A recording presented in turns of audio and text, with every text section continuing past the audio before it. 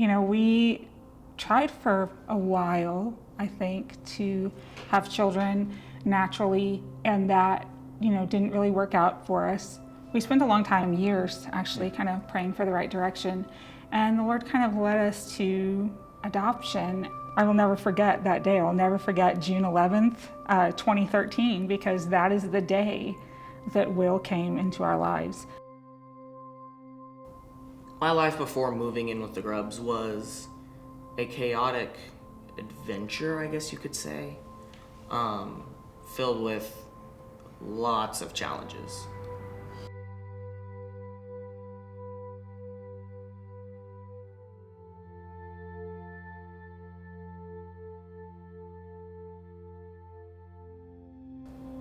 When Will's brother and sister were separated from him, that was a pretty horrific time for him in foster care.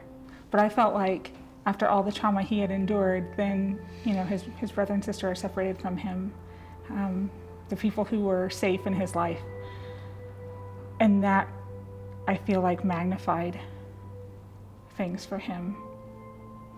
I was scared, confused, and worried about what was going to happen to me.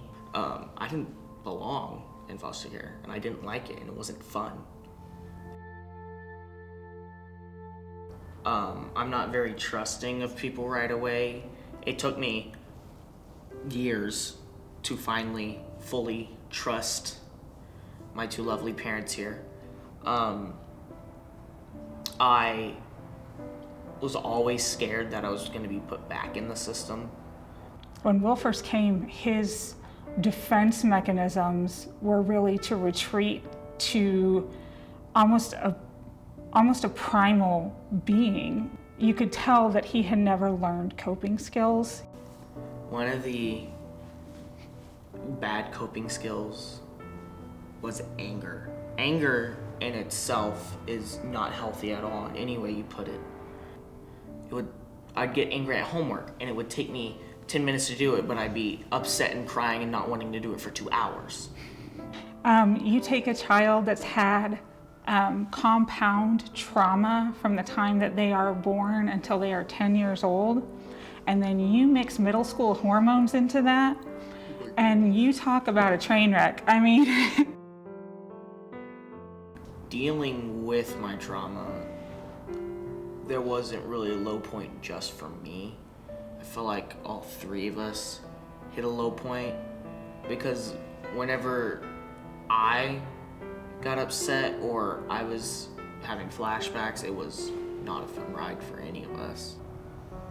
I didn't have any strengths. I was acting off of instinct for those birth home tragedies. I never realized that speaking to somebody about my experiences, I never realized that those were options. I didn't think there were people out there like that. And it was a relief whenever I did learn about that. That was a great tool, because then I started learning coping skills to deal with all sorts of different things. he's learned a lot to just kind of try to sit back and think about the big picture, that everything is not the end of his world. And that's really how he came to us, that everything was the end of his world. One of the more impactful things is having everyone stand together as one to help me. Everyone being there for me when I need them. When I need them most, whenever I'm feeling the worst, I can call upon someone. I have this arsenal of people, and I can choose who I wanted to talk to, whether it be my parents, or my therapist, or my youth minister, or even one of my friends from school that I trust dearly. I love how he characterized it as an arsenal. Yeah, it really is. He was able to work his way through it.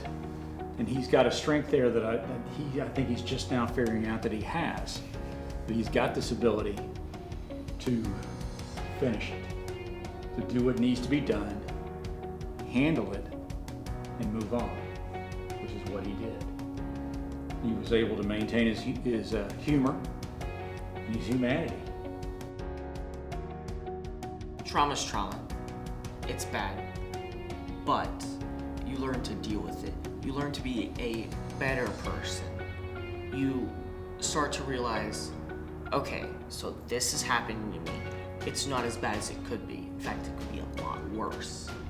And you start looking at things like, I could do this, and I can do this, and I will do this. I'm not sure anyone can ever fully heal from trauma. I think there are different stages of the healing process, but I don't think anyone can truly, fully put a chapter of their life away that has affected them for so long. I want him to be able to look his trauma in the face and say, you know, and spit at it, you know, and just say, I'm not going to let you be the decider of my fate. I'm going to go out and I'm going to break down walls and I'm going to light the world on fire. My proudest moment is being where I am now. 6 years after being a broken shell of a human to being somebody who can legally drive and be trusted driving and do all these things for himself now.